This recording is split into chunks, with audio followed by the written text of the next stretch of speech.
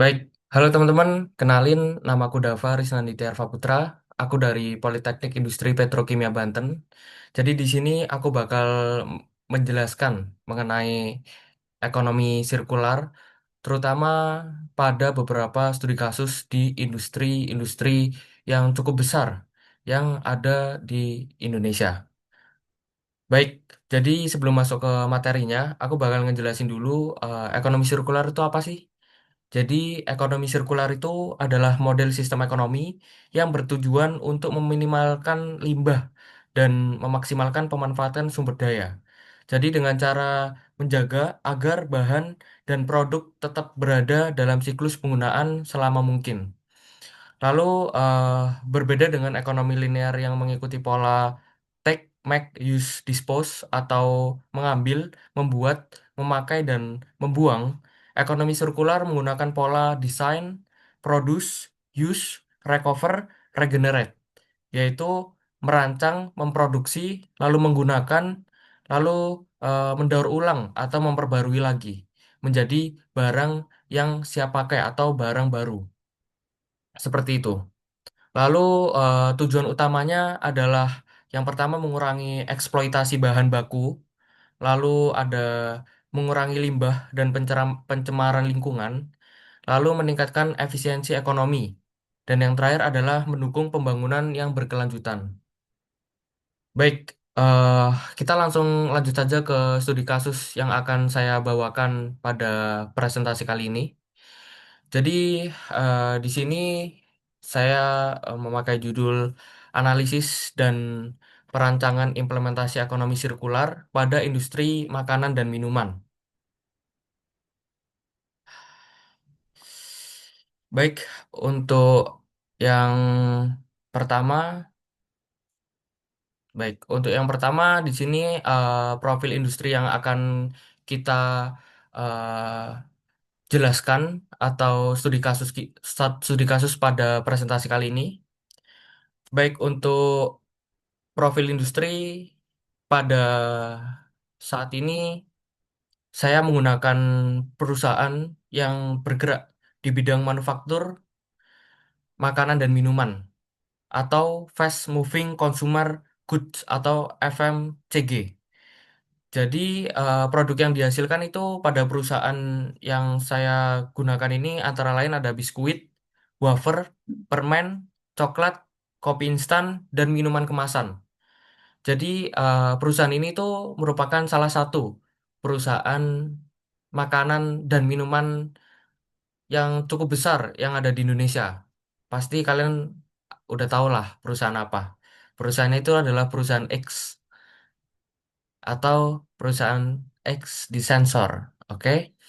Jadi perusahaan ini tuh tergolong industri skala besar karena memiliki kapasitas produksi tinggi, menggunakan mesin otomatis, dan memiliki jaringan distribusi hingga pasar internasional. Industri ini dipilih karena relevan dengan konsep ekonomi sirkular dan menghasilkan limbah kemasan yang cukup besar sehingga menarik untuk kita analisis. Baik, kita lanjut ya. Jadi sistem produksi dan rantai makanan, rantai nilai dalam eh, industri ini. Jadi PTX ini menggunakan sistem produksi continuous production dan mass production karena menghasilkan produk dalam jumlah besar dan terus-menerus. Struktur rantai nilai dimulai dari upstream, yaitu pemasok bahan baku seperti gandum, gula, kakao, kopi, dan energi. Lalu bagian midstream. Midstream ini proses produksi di pabrik yang meliputi pencampuran bahan seperti pemanggangan, pendinginan, pengemasan, dan QC atau quality control. Sedangkan downstream adalah distribusi produk ke konsumen hingga akhirnya menghasilkan limbah kemasan setelah digunakan. Baik, selanjutnya adalah analisis model ekonomi. Jadi, model ekonomi pada industri ini tuh masih dominan digunakan adalah model ekonomi linear dengan pola take, make, use, dispose atau linear ekonomi. Artinya perusahaan mengambil bahan baku dari alam, mengolahnya menjadi produk, digunakan oleh konsumen, lalu menghasilkan limbah. Jadi, linear ekonomi ini belum eh, bisa untuk didaur ulang. Karena kita juga adalah perusahaan makanan di mana makanan ini memiliki standar yang cukup tinggi dalam keamanannya. Lalu model ini tuh berfokus pada peningkatan output dan efisiensi produksi, tetapi belum sepenuhnya memperhatikan keberlanjutan sumber daya dalam jangka panjang. Baik, kita lanjut. Di sini adalah menuju ekonomi sirkular kah?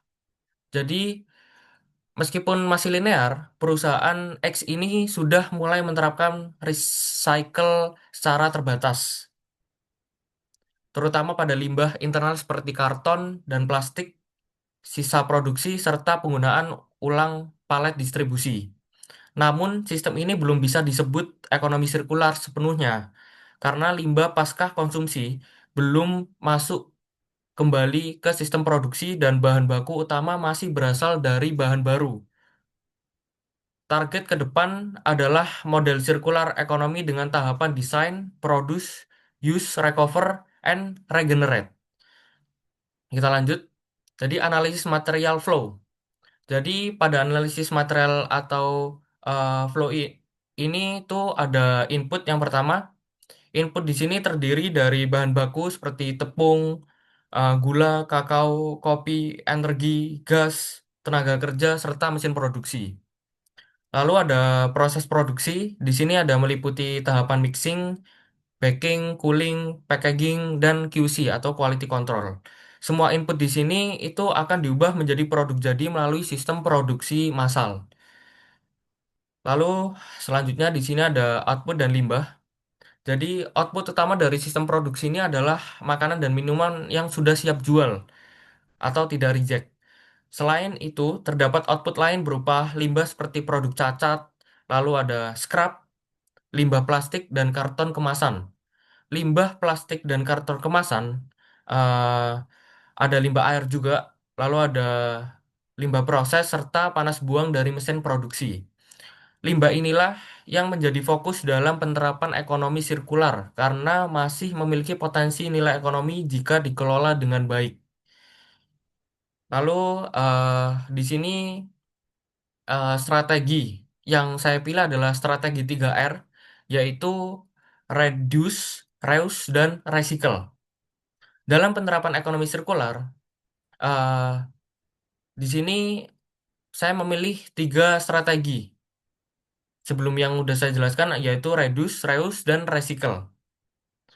Ketiga strategi ini tuh paling realistis diterapkan pada industri makanan karena tidak mengganggu standar keamanan pangan dan dapat memberikan manfaat ekonomi secara langsung.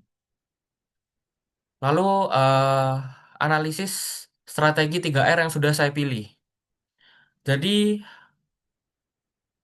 reduce itu dilakukan dengan mengurangi waste produksi, meningkatkan efisiensi energi oven yang berlebihan dan memperbaiki SOP, standar operasional.